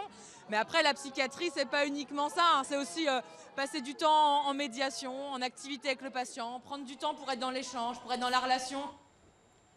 Une autre manifestation, toujours en France, des étudiants se mobilisent devant la Sorbonne à Paris pour protester contre la hausse des frais d'inscription pour les étudiants étrangers extra-communautaires prévus pour la rentrée prochaine. La FAGE, syndicat étudiant, dénonce un mur de l'argent qui va freiner une mixité sociale à l'université. On reste en France. Le Quai d'Orsay a convoqué l'ambassadeur d'Italie, Teresa Castaldo. Paris juge inacceptable les propos de Luigi Di Maio, vice-président du Conseil italien, qui avait appelé l'Union européenne à sanctionner la France. La France accusée d'aggraver la crise migratoire en appauvrissant l'Afrique. Disparition de Emiliano Sala. La police a décidé d'interrompre les recherches hier à la tombée de la nuit. Elles reprendront aujourd'hui pour tenter de retrouver l'avion qui transportait le joueur du FC Nantes, Emiliano Sala, transféré à Cardiff. À Nantes, les supporters sous le choc se sont rassemblés par centaines, place Royale, pour rendre hommage à Emiliano Sala. Aux dernières nouvelles, le joueur aurait envoyé un message à ses amis, message dans lequel il évoquait un probable crash de son avion. Le Paris Saint-Germain écope d'une amende ferme de 100 000 €, soit plus de 65 millions de francs CFA, dans l'affaire du fichage ethnique révélée par les Football Leaks. C'est ce qu'a annoncé hier la commission de discipline de la Ligue. Suivons les réactions après la sanction. La commission, au vu des éléments qui ont été portés à sa connaissance et après lecture du rapport d'instruction et des débats, a décidé de sanctionner le club du Paris Saint-Germain d'une amende ferme de 100 000 €. Messieurs Pierre Reynaud et Marc Westerlop, en leur qualité de responsables des cellules de recrutement, d'une amende de 10 000 € avec sursis, de 5 000 € avec sursis, pardon, et Monsieur Bertrand Roseau, qui était le responsable du qui était responsable du centre de formation, pardon, d'une amende de 10 000 € avec sursis. La star portugaise Cristiano Ronaldo a été condamné pour fraude fiscale et doit payer une amende d'environ 3,2 millions d'euros, soit plus de 2 milliards de francs CFA. À cela s'ajoute 2 ans de prison, changés en amende de plus de 200 millions de francs CFA. Le quintuple Ballon d'Or a été reconnu coupable de montage de société pour éviter de payer en Espagne ses impôts sur ses droits à l'image entre 2011 et 2014. Fin de ce coup d'œil sur l'actualité internationale. Merci à toutes et à tous de votre attention. Je vous laisse en compagnie de Alix et Marco pour la suite de Matin Bonheur. Merci Régis. Mais on a aussi Chris Brown à Paris qui a eu des soucis là. Chris Brown, là, l'un des chanteurs préférés de la gente féminine. Mais là, la garde à vue a été levée. On espère que, bon, tout va bien s'arranger. À ce niveau-là, pas d'accusation, ça a été levé. Les soupçons de viol. Cristiano Ronaldo, il s'en sort bien. Hein. Oui, il s'en On sort avait bien, parlé à un moment de 18 millions. Là, il s'en sort avec 3 millions. Peut-être des travaux d'intérêt à faire, tout ça. Ils s'en sortent. Oui, c'était 2 ans de prison, mais bon, en Espagne, on ne pige pas les 2 ans de prison lorsque le casier judiciaire est vierge. Merci beaucoup, Régis. De quoi se mettre à carreau, il faut faire attention pour l'avenir. Il faut faire attention, même si on est une star. Ouais. Nul n'est censé ignorer la loi. Il faut donner l'exemple aussi aux générations, aux jeunes qui regardent. C'est vrai que moi, j'aime beaucoup Cristiano Ronaldo, mais il faut donner l'exemple, payer ses impôts.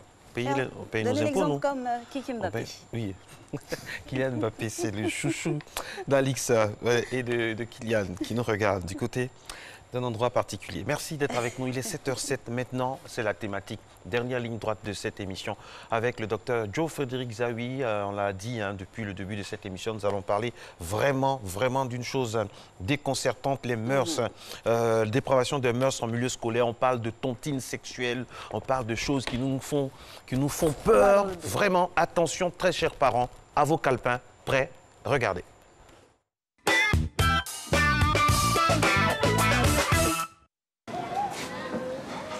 La jeunesse africaine traverse une crise morale sans précédent. La dépravation des mœurs dans le milieu scolaire est à son comble avec le phénomène de tontine sexuelle. Vous avez bien entendu. Il ne s'agit pas de cette banque informelle où on reçoit de l'argent à tour de rôle après une cotisation. Ici, il s'agit d'une tontine de sexe.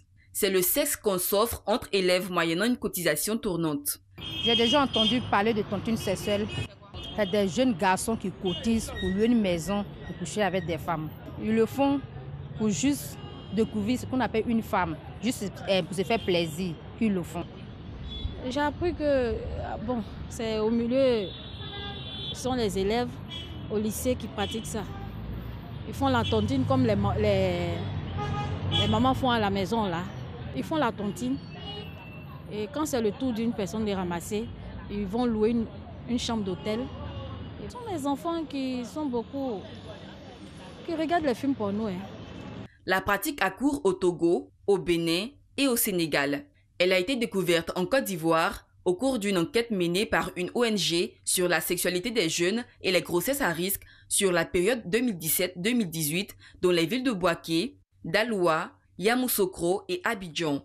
L'enquête révèle que l'âge des élèves qui y participent varie entre 14 et 25 ans. La tontine regroupe au maximum 10 personnes qui se cotisent entre 200 et 5 000 francs CFA par jour ou par semaine. Un tirage au sort est fait pour désigner l'ordre de passage. Les fonds sont utilisés pour louer une chambre d'hôtel avec à l'intérieur une femme ou un homme. Embouteillage, devoirs, cours de rattrapage et groupes d'études seront les prétextes tout trouvés pour tromper la vigilance des parents. Les jeunes aiment les trucs faciles, la facilité, ils n'aiment pas travailler. Ils voient la vie, en tout cas ils voient la vie facilement, ils pensent qu'on gagne l'argent comme ça, que c'est pas comme ça qu'on gagne de l'argent. Les enfants qui sont dans ça, peut-être manquent un peu d'éducation, sinon ça là c'est pas à faire. C'est pas bon parce qu'on est dans l'impudicité, dans l'adultère, dans le mensonge, dans le vol, dans ce qui n'est pas bon. On peut avoir le sida. Souvent c'est la curiosité. Et bon, peut-être il tient un plaisir, je ne sais pas, mais c'est bizarre, c'est démoniaque même. La tontine sexuelle est une pratique qui expose ces jeunes à des maladies comme le sida, les hépatites. Des raisons diverses pour expliquer la tontine sexuelle, mais rien ne la justifie. Une lutte est menée contre ce phénomène. La semaine dernière, un adolescent a été arrêté. En classe de première, il serait le cerveau du réseau dans une école. Un enfant mineur qui a un smartphone ou un accès à Internet activé sans un contrôle parental est plus exposé. Alors avant l'échange, on aimerait dire que les images des élèves, c'est juste À titre illustratif. Hein. En temps normal, ces images, les visages doivent être floutés quand c'est les plans rapprochés. Toutes nos excuses, on va réparer ça prochainement. Mais c'est à titre illustratif, c'est juste pour expliquer ce qui se passe. Sinon, ces élèves que vous voyez dans les images n'ont rien à voir avec le sujet. En tout cas, a priori, on n'a rien à voir dedans. Toutes nos excuses. Exactement. Et on abonde tous dans cette direction. Le docteur Joe Frédéric Zabi, en notre compagnie, à chaud votre réaction après cet élément. Je suis étonné, je suis désemparé, je suis éberlué.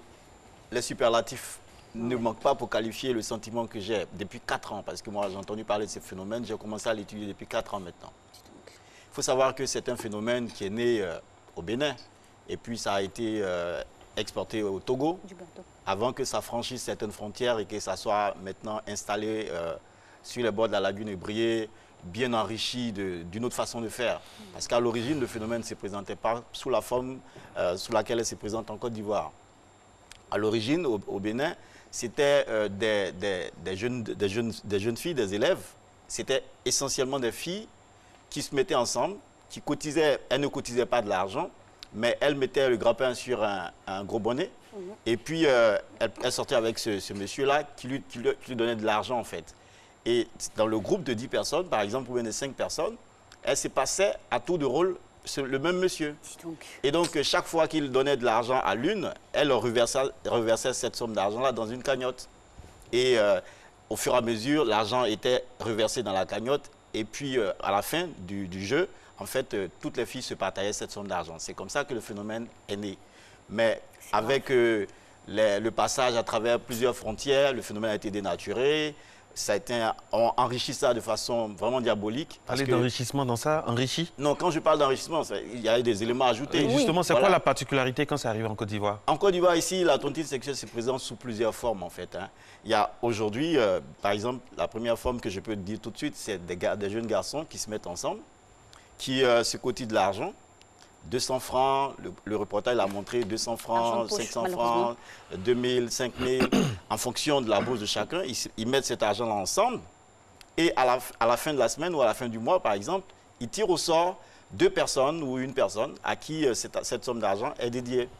Et au lieu de lui donner cet argent-là, ils vont carrément louer, par exemple, une résidence hôtel ou une chambre d'hôtel quelque part. Ils y mettent une fille dont ils ont eu l'adresse par proxénète interposée sur Internet, par exemple. Et puis, la fille est là-bas, ils ont la clé. Et puis, c'est cette clé-là qu'ils viennent offrir à celui qui est désigné pour être le bénéficiaire de la tontine, en fait. Ça, c'est une forme. Il y a d'autres formes où il y a un groupe de 5 garçons, par exemple, contre 5 filles dans la même classe. Ils font croire aux parents, par exemple, que c'est un groupe d'études, alors qu'en réalité, au-delà des études, ils ont d'autres activités. Et donc, ce groupe de filles et de garçons mettent de l'argent ensemble. Et à la fin de la semaine, par exemple, cette somme d'argent est destinée à un couple qui est formé au sein du groupe. Donc, les 2 personnes, c'est pour toujours aller vers le sexe. Donc, en clair, la finalité, c'est le sexe. Parce que les enfants, ils estiment que, bon, le contrôle social, à certains niveaux, souvent les parents, ils sont très sévères à la maison. Ils ont des règles rigides. Donc, eux, c'est le moyen pour eux de découvrir en fait le sexe sans attirer l'attention, parce qu'ils le font en toute discrétion. Docteur, et je pense que... Docteur, comment en est-on arrivé là? Juste ça. Dépravation des mœurs. Dépravation des mœurs qui vient du latin dépravatio, qui veut dire torsion. En fait, selon le dictionnaire Larousse, la dépravation, ça fait appel à un comportement qui est dénaturé, à une conduite qui est immorale. L'immoralité, ça veut dire qu'il y a un volet qui est moral, et il y a le im qui vient là pour dire qu'il n'y a pas de morale, en fait. Il y a une absence qui indique l'absence. Donc aujourd'hui, nous sommes dans une société en pleine crise de valeurs. Perdition. En pleine crise de valeurs. Valeurs morales, valeurs éthiques, valeurs religieuses, valeurs culturelles, valeurs à tous les niveaux. Nous ne savons même pas qui nous sommes. Et ce phénomène vient à point nommé pour montrer souvent aux parents qui ont le triomphe, qui n'ont pas le triomphe modeste, qui pensent qu'ils connaissent leurs enfants. Ce phénomène vient leur dire attention, attention, il ne faut pas trop jubiler. Le danger est là, il rôde autour. Parce que ces enfants qui font ça, il n'y a rien qui indique qu'ils le font. Il n'y a rien, ce n'est pas écrit sur le visage de quelqu'un membre d'une tontine sexuelle. Ce n'est pas écrit dans le dos du t-shirt d'un enfant, membre d'une tontine sexuelle. Ils sont à la maison, le reporter vous l'a montré. Ils disent aux parents, je m'en vais au cours, ils vont au cours normalement, et ce sont des élèves brillants. Ils étudient en groupe, il n'y a rien de mauvais. Mais en dessous de ce qu'ils font à l'école, il y a des choses qu'ils ne doivent pas faire en principe. Et là, ça fait appel directement au bagage que les parents donnent à la maison. Parce qu'ici, ce phénomène attire en fait l'attention des parents sur le rôle premier qui est leur. Leur rôle qui est un rôle parental, un rôle de donateur de valeur, un rôle de censeur, un rôle de motivateur. Aujourd'hui, ce sont des choses qui manquent dans les familles. On a tout sauf des motivateurs. On a tout sauf des censeurs. On a tout à la maison aujourd'hui sauf des gens qui transmettent des valeurs. Voilà là d'où vient le... Selon moi, bien évidemment, c'est un phénomène, comme tout phénomène social, la tontine sexuelle est un phénomène qui s'explique par plusieurs causes, hein, causes économiques, culturelles, religieuses, etc. Mais moi, je m'adresse ici aux parents parce que... on peut bien accuser les religions, on peut accuser toutes les autres causes et tout ça. Ça, c'est des phénomènes qui sont extra-familiales. Donc, il est difficile d'avoir une emprise sur ces phénomènes-là. Moi, je vais parler à ceux qu'on peut maîtriser. Je veux dire aux parents, il faut qu'ils reviennent. Il faut qu'ils reviennent à des choses qui sont leur rôle, en fait. Il faut qu'ils reviennent à des valeurs. Il faut qu'ils sachent qu'on est dans une société en pleine crise et qu'on ne doit pas avoir le comportement de quelqu'un qui n'est pas en crise, dans un contexte de crise. Voilà. Le docteur, comment sont-nous arrivés à cette ingéniosité de la perversion? C'est grave. Vous savez, aujourd'hui, avec le développement des nouvelles technologies de la communication, les choses sont faciles. C'est pour ça que je reviens encore sur les parents. Aujourd'hui, quand vous achetez un smartphone, que vous mettez ça dans la main de votre enfant, vous lui donnez le monde entier dans sa main qu'il a. Et à 200 francs, à 100 francs même de connexion, il a accès à tout et à rien. Et vous n'avez aucun contrôle sur c'est à quoi lui, il a accès. Il apprend des choses, il découvre des choses, il a envie de les expérimenter. Alors que le contexte dans lequel il évolue ne permet pas qu'il expérimente ça. Du coup, il développe une ingéniosité. Il creuse dans ses méninges, il cherche des solutions. Et il trouve. Avec le contact, avec ce qu'il apprend au quotidien. Tout à l'heure, le coach Ida disait qu'il faut actualiser les connaissances. Les enfants, ils sont en permanence en train d'actualiser ce qu'ils savent. Contrairement à leurs parents qui sont figés dans le temps. Ils sont figés dans le comportement, dans le temps, dans la mentalité, dans tout. Ils sont figés. Ah, moi, à mon temps. Mais on n'est pas à ton temps. On n'est pas en 1942. On est en 2019 aujourd'hui. Et 2019 a ses réalités. On est dans un monde où la société est en crise. Et ça, c'est un constat. Ce n'est pas moi qui le dis. C'est un constat. Et quand on est dans une situation de crise, il y a des comportements de crise. Il y a des comportements de crise. Je suis d'accord quand vous accusez les parents, docteur Zabi. C'est vrai. Mais aussi, il y a l'environnement. Il faut de la législation, il faut qu'on respecte nos lois. Je prends un exemple concret. Il y a un endroit, parce qu'il faut qu'on dise, il y a un endroit aux alentours de l'École nationale d'administration, l'ENA. C'est un endroit, tout le monde sait que dans cet endroit-là, les enfants, la plupart des clients sont des enfants en bas âge. Je vois moi-même des enfants de certains amis en venant au travail le matin, les lundis par exemple, passer dans des soirées les dimanches. On sent que ce sont des enfants de 12, 13 ans, 14 ans qui sortent avec des bouteilles de champagne à la main. Les forces de l'ordre circulent, il y a des policiers, tout ça. On sait, à Abidjan ici, il y a beaucoup de caméras, on sait ce qui se passe. Pourquoi on ne fait pas de descente? Il y a bien une police des mœurs qui existe. Absolument. Donc, c'est vrai, il y a les parents, mais il faut qu'on applique la loi. À 18 ans, on n'a pas 18 ans, on n'a pas 21 ans. Il y a des choses que les forces de l'ordre ou bien je ne sais pas, on ne peut pas permettre à un enfant. Vous allez dans un supermarché, les vendredis, c'est leur heure. Ils achètent des caisses de champagne. Ils se présentent au guichet avec la carte de crédit de leurs parents. Et on les sert. Moi, je suis d'accord entièrement avec vous. Mais en même temps, je dis certaines choses. Je suis d'accord avec vous que... Le parent a beau être bien à la maison, le parent a beau le surveiller. Mais le parent, les parents, le dos des parents, ce n'est pas le dos d'un hippopotame ou bien d'un alligator. Il y a un moment aussi, les parents, ce ne sont pas des magiciens, ils n'ont pas le don d'ambiguïté. Je vais rapidement revenir sur un petit aspect avant de creuser la question que vous avez soulevée. Je vais dire que moi, en général, j'aime insister sur le rôle parental. Pourquoi? Parce que je me dis, quand on a donné de bonnes valeurs, des valeurs solides à un enfant, même quand il ploie, il se redresse. Même quand les conditions sont disposées à ce qu'il casse, en général, quand quelqu'un a de bonnes valeurs, il peut déconner une fois, deux fois, mais il revient. Je suis désolé.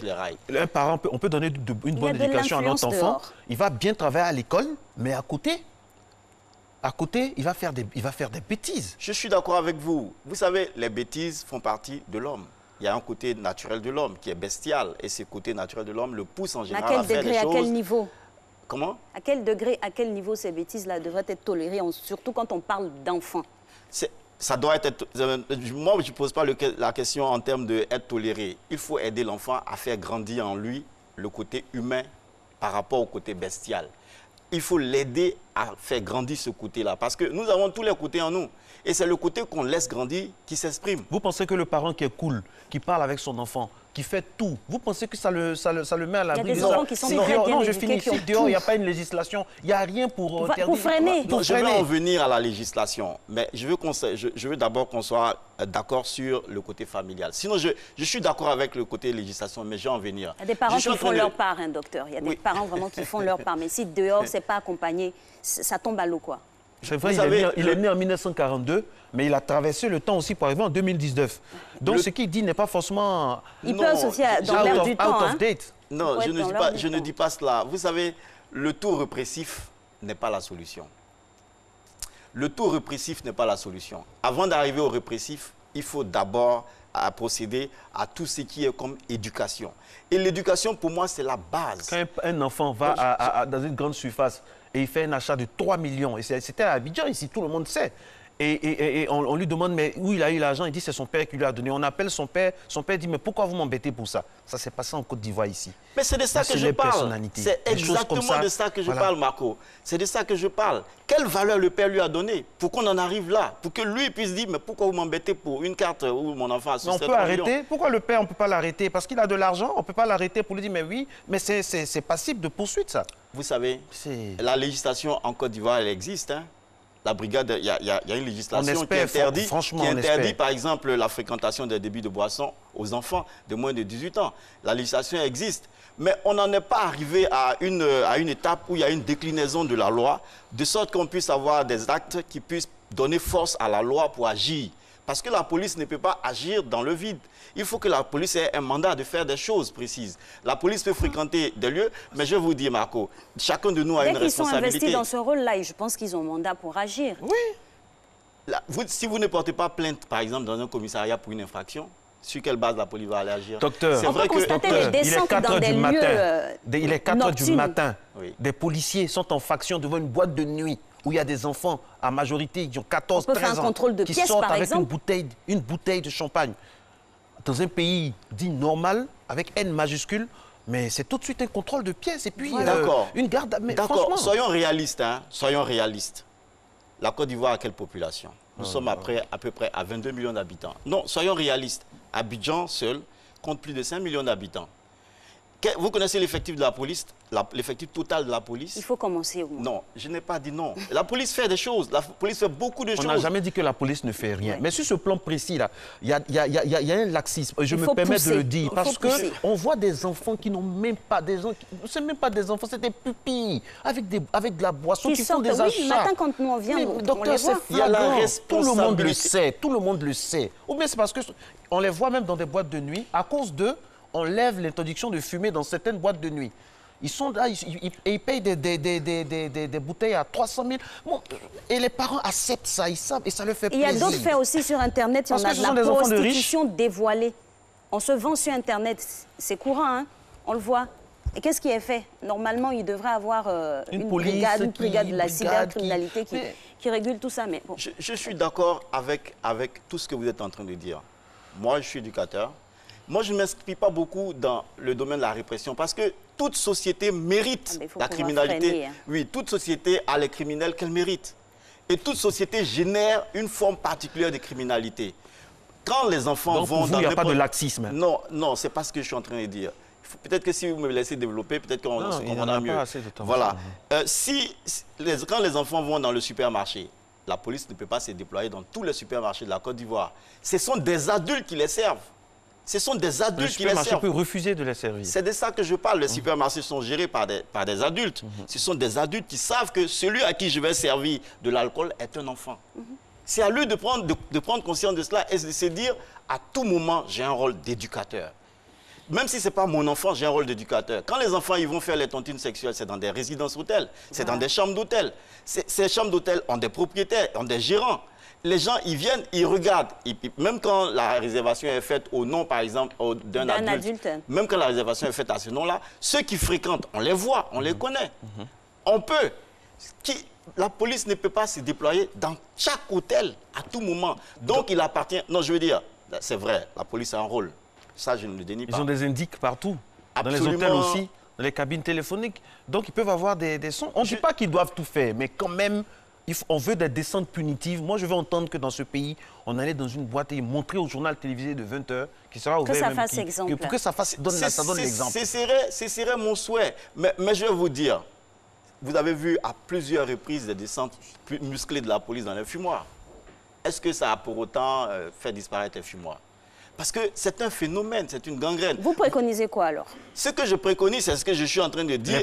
Les parents, non, pas les parents forcément. L'État a un grand rôle à jouer. Il faut qu'il y ait une législation qui permette évidemment à tout le monde de pouvoir être à l'aise dans les agissements. Les enfants, ils vont dans les débits de boissons, dans les bars, ils sont assis à ciel ouvert, ils consomment des vingtaines de bouteilles, c'est devant leur table. Tous les adultes passent, ceux qui leur servent, ce sont des adultes. Ils voient, ils ne disent rien. Le propriétaire du débit de boissons, c'est un adulte, il voit, il ne dit rien.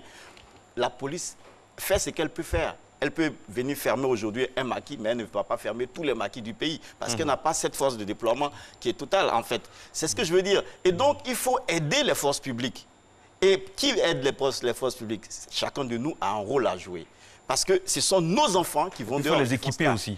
C'est de ça, bon, l'équipement de la police et tout ça, c'est un autre débat. Mais moi, je parle ici... Mais c'est important dans ce système parce qu'il s'agit de nos enfants. Il faut que l'équipement vienne, mais un équipement sous quelle forme? Non, je veux dire... J'ai dit à chaque fois qu'on a affaire à des secteurs d'intelligence. Les enfants sont hyper intelligents, ils ont des moyens que les parents ne maîtrisent pas forcément. Donc il faut être équipé pour les dévancer. Il faut être équipé, il faut instruire même les forces de l'ordre, il faut instruire les parents, il faut instruire tout le monde sur son rôle. Il faut instruire le gouvernement sur son rôle. C'est pour ça que d'ailleurs on est ici. Et je suis d'accord avec vous que... C'est fini, dommage. On est d'accord avec vous. Il y aurait tant à dire sur ce sujet, ça c'est clair. Je comprends maintenant un monsieur qu'on appelle Serge Brie, propriétaire d'un établissement de nuit, qui met un point d'ordre à faire en sorte que ce sont des personnes d'un certain âge seulement qui entrent. On peut taxer votre endroit de vieillot, mais c'est mieux parce que la bonne foi y est. Alix, exactement. Chaque loisir pour chaque âge indiqué et approprié. Il faut faire attention aux fréquentations de nos enfants, aussi à leur éducation, parler avec eux tout le temps et prendre soin d'eux. L'éducation d'un enfant appartient à tous. Bonne journée, à demain.